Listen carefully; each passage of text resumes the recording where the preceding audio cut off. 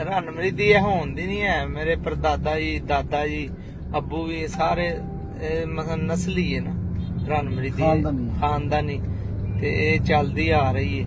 ਤੇ ਹੁਣ ਮੈਂ ਅੱਗੋਂ ਆਪਣੇ ਬੇਟੇ ਨੂੰ ਵੀ ਟ੍ਰੇਨ ਕਰ ਰਿਹਾ ਵਾਂ। ਸਾਡੇ ਇੱਕ ਇਸ ਗਰੁੱਪ ਦੇ ਵਿੱਚ ਨਾ ਬੜੇ ਪਿਆਰ ਵਾਲੇ ਦੋਸਤ ਨੇ, ਉਹ ਨਵਾਂ ਨੁਸਖਾ ਤੁਹਾਡੇ ਕੋਲੋਂ ਰਣਮਰੀਤ ਦਾ ਪੁੱਛਣਾ ਚਾਹ ਰਹੇ ਨੇ, ਜਿਹੜਾ ਤੁਸੀਂ ਅੱਗੇ ਸਾਨੂੰ ਦੱਸਿਆ ਸੀ। ਹਾਂਜੀ, ਉਹ ਨੁਸਖਾ ਇੰਜ ਹੈ ਕਿ 1 ਗਲਾਸ ਨੀਮ ਗਰਮ ਪਾਣੀ ਲੈ ਲੈਣਾ ਤੇ ਬੇਗਮ ਦੇ ਦੋਵੇਂ ਪੈਰ ਧੋ ਲੈਣੇ ਨੇ। ਇਹ ਪਾਣੀ ਨੀਮ ਗਰਮ ਲੈਣਾ? ਹਾਂਜੀ, ਉਹਦੇ ਨਾਲ ਥਕਾਵਟ ਵੀ ਲੱਥ ਜਾਏਗੀ ਨਾ। ਬੇਗਮ ਦੀ ਕਿ ਆਪਣੀ? ਬੇਗਮ ਦੀ। ਅੱਛਾ ਠੀਕ ਹੈ।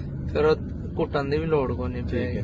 ਕਈ ਬੰਦੇ ਜਿਵੇਂ ਮੈਂ ਨਹੀਂ ਘੁੱਟ ਕੇ ਸੌਂਦਾ, ਮੈਨੂੰ ਨੀਂਦਰ ਹੀ ਨਹੀਂ ਫਿਰ ਪੈਂਦੀ ਨਾ ਘੁੱਟਾਂ ਦੀ। ਤੇ ਉਹ ਨਾ ਦੋ ਚਮਚੀਆਂ ਰੂਹ ਅਫਜ਼ਾ ਸ਼ਰਬਤ ਸੁੱਟ ਕੇ ਨਾ ਤੇ ਸਿਰਪ ਪੀ ਛੱਡਣਾ, ਤੇ 3 ਦਿਨ ਬਾਅਦ ਰਣਮਰੀਤ ਤਿਆਰ, ਤੇ 100 ਸਾਲਾ ਪੁਰਾਣੀ ਖੰਘ ਵੀ ਖਤਮ ਹੋ ਜਾਏ। ਇਹ ਖੰਘ ਦਾ ਵਿੱਚ ਕੀ ਅਮਲ ਦਖਲ ਹੈ?